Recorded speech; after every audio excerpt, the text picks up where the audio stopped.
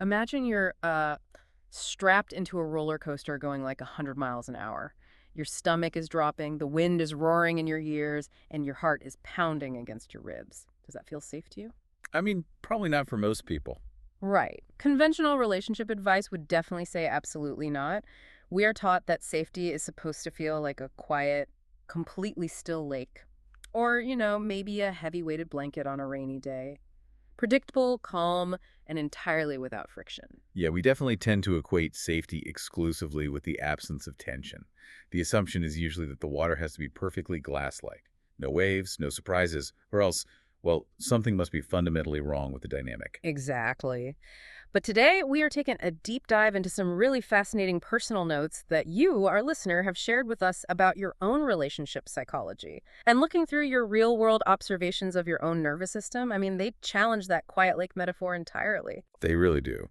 Your experiences suggest that safety actually has more than one color, so to speak. Sometimes feeling incredibly secure doesn't mean feeling calm and cozy at all. Sometimes, as you noted, it feels exactly like that total thrill ride. The mission today is to rethink everything we've been taught about settling down. You've identified two different men in your life who represent two completely different sides of the exact same safe coin. And these notes provide us with a literal map of your biology reacting to these two men. It's a really unique opportunity to redefine what it means to feel secure in a connection, mostly by looking at the actual neurobiology at play here. So let's unpack the first major hurdle. Traditional relationship safety is usually sold to us like that cozy, heavy blanket, right? It presses you down into the couch, lowers your heart rate, makes you sleepy. Right. But one of the dynamics you described feels exactly like that massive roller coaster, just with a flawless, state-of-the-art harness. Like you are flying, you are terrified of the sheer height, but you are completely protected. So does that mean our bodies actually want to be stressed in a relationship? Yes, actually. But we have to be incredibly precise about what kind of stress we are talking about here. The critical distinction is between toxic, unpredictable stress and what we call controlled activation. Controlled activation. Okay, what does that look like? Well, in a toxic dynamic, you are stressed because you are actually in danger, emotionally or physically. Your brain doesn't know what's going to happen next. It's just chaotic. But in the roller coaster scenario, the thrill exists precisely because the safety is mathematically guaranteed. Because the track is built and the harness is locked. Exactly. The engineer signed off on the safety check so you can just enjoy the drop. But I imagine someone listening might be a bit skeptical here. Like, how do we know this isn't just toxicity disguised as passion? That's a really common fear. Right. People often talk about getting butterflies when they like someone, but we've learned recently that butterflies are often just your gut telling you you're anxious or maybe even unsafe. That is a vital distinction to make. Butterflies, at least in the traditional dating sense, often stem from a lack of information. Like, does he like me? Will he text back? Hmm. Is he seeing someone else? The guessing games. Right. That is pure anxiety born from unpredictability.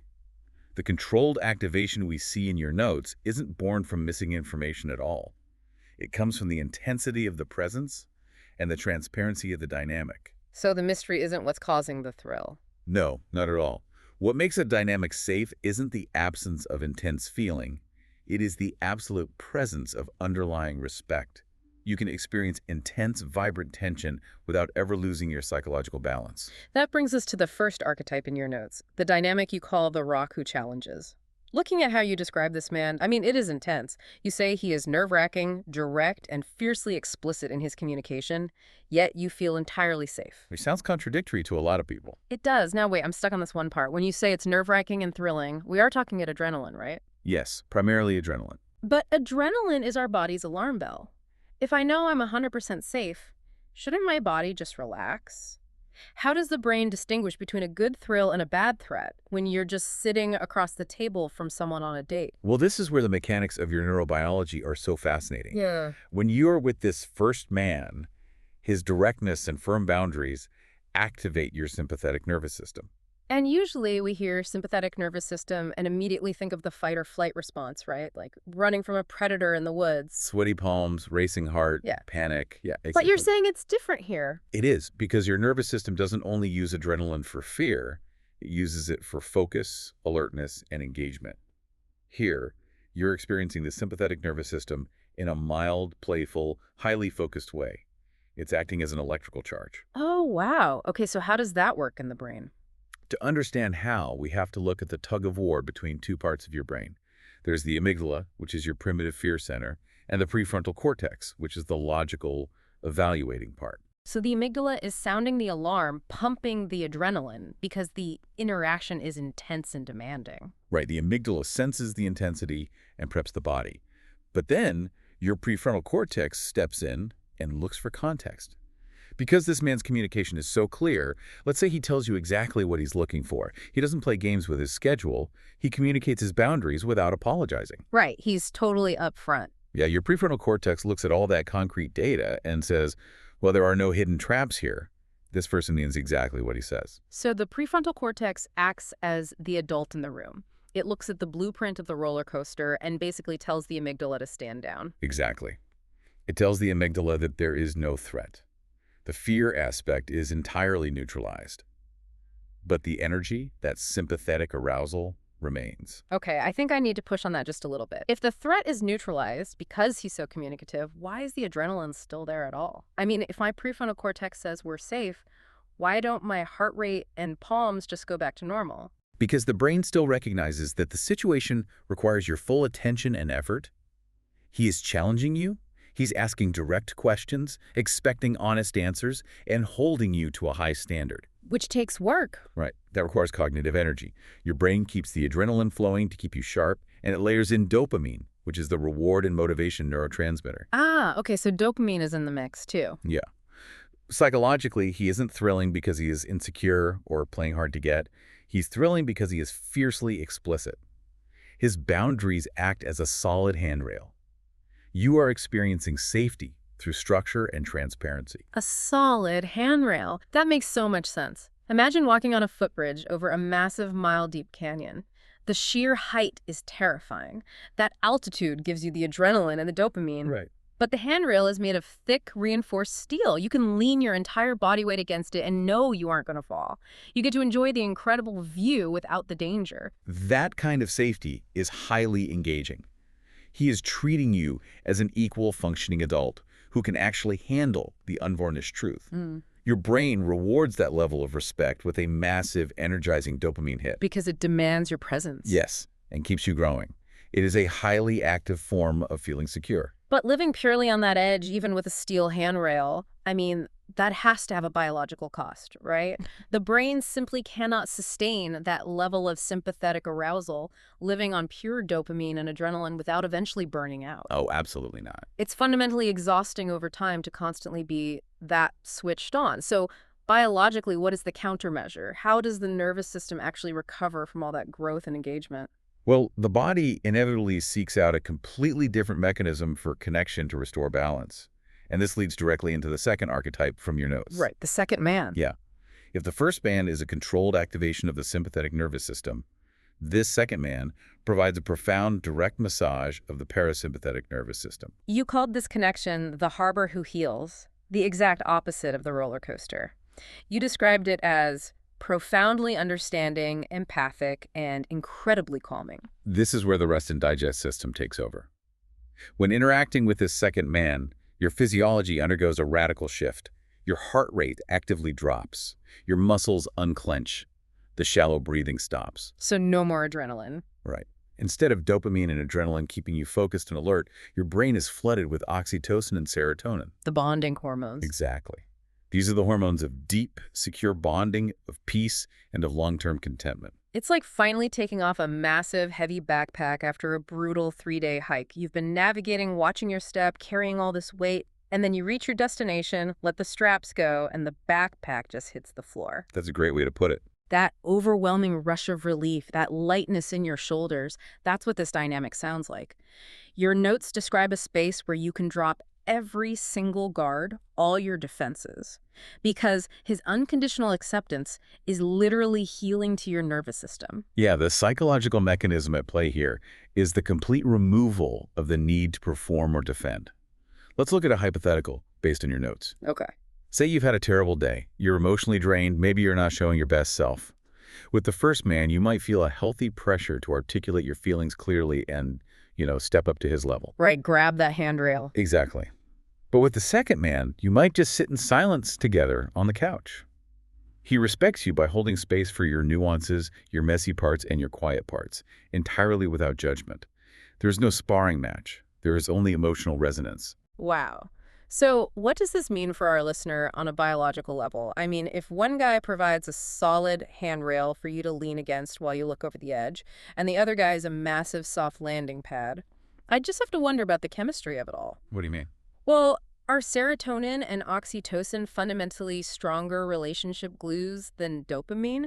Is one actually better for us long term than the other? It is a really common assumption that the calm, oxytocin-heavy relationship is the mature or the better one. That's what we're always told. Right.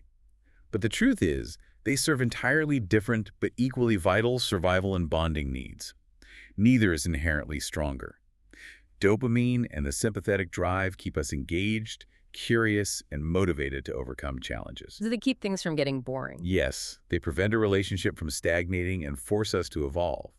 Serotonin and oxytocin, on the other hand, allow us to recover. They allow us to integrate our experiences, heal from the wear and tear of the outside world, and feel a profound sense of belonging. So they're basically the two necessary halves of a fully regulated human experience. You need the gas pedal to move forward and explore, and you need the brakes to rest and absorb. Exactly. That brings up a crucial point, actually, because in your notes, you contrasted these two incredibly healthy dynamics with something from your past, a dynamic you called the chaotic crush.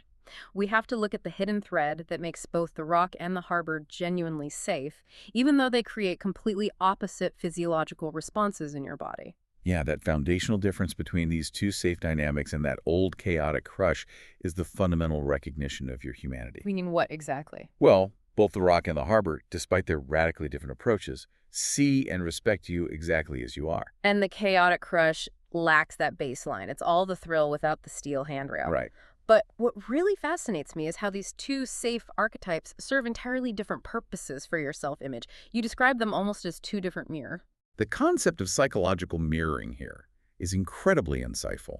We all possess dual psychological needs. When you look into the mirror of the first man, the rock, you see a reflection of your own strength. You see your capacity to handle the unvarnished truth. Right. Your own sharpness, your competence. You need that strong sparring partner to keep you present and accountable, to remind you of what you are capable of achieving.